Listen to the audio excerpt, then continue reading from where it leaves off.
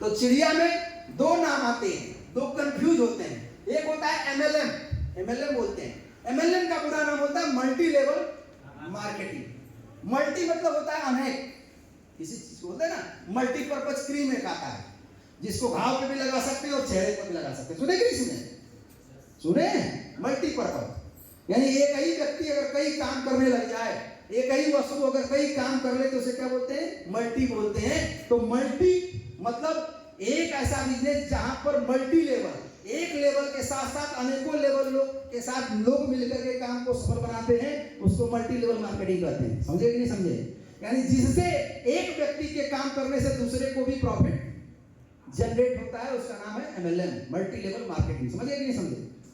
समझ गए कि नहीं समझे? इसमें एक व्यक्ति का भागीदार दूसरा व्यक्ति ऑटोमेटिक बन जाता है, जाने अनजाने में। बात समझ गए कि नहीं समझे? अपलाइन का भागीदार डाउनलाइन और डाउनलाइन का भागीदार अपलाइन, क्योंकि अपलाइन की एक्टिविटी से डाउनलाइन बढ़ जाता है, डाउनलाइन की एक्टिविटी से अपलाइन बढ़ जाता है। हो रहा है कि नहीं हो रहा? इसलिए सभी का योगदान है। इस बिजनेस में हमारा भी योगदान है। अगर हम सिखा रहे हैं तो हमारा भी योगदान है, तभी तो बढ़ रहे हैं। तो यानी मल्टी लेवल मार्केटिंग भी है। समझ गया कि नहीं समझे?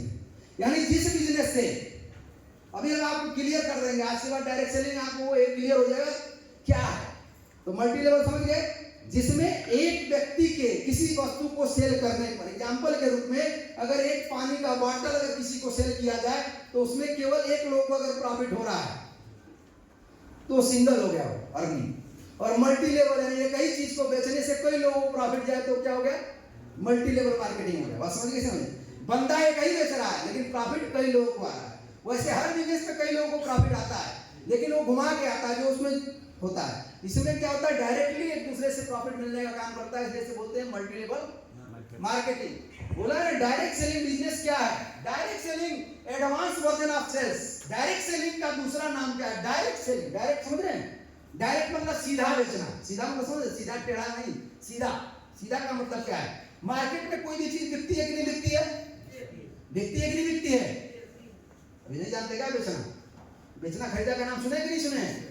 मार्केट में जाते हैं कपड़ा खरीदते हैं, मार्केट में जाते हैं मोबाइल खरीदते हैं, मार्केट में जाते हैं टीवी खरीदते हैं कि नहीं खरीदते हैं?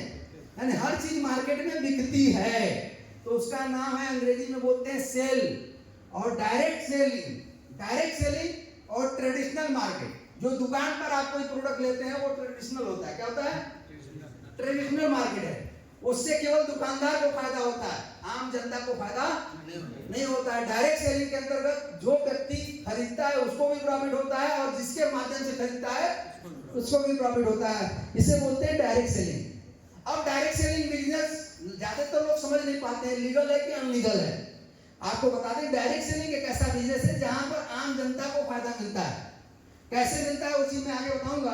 तो आपसे कोई भी पूछे अगर एक शब्द में किसी को बताना है कि डायरेक्ट सेलिंग बिजनेस क्या है तो आप क्या बताएंगे? Advance version of sale. क्या है? Advance version. समझ गए? संस्करण। जैसे आपसे अगर पूछा जाए आज के डेट में एडवांस क्या है, इंटरनेट एडवांस है कि नहीं है?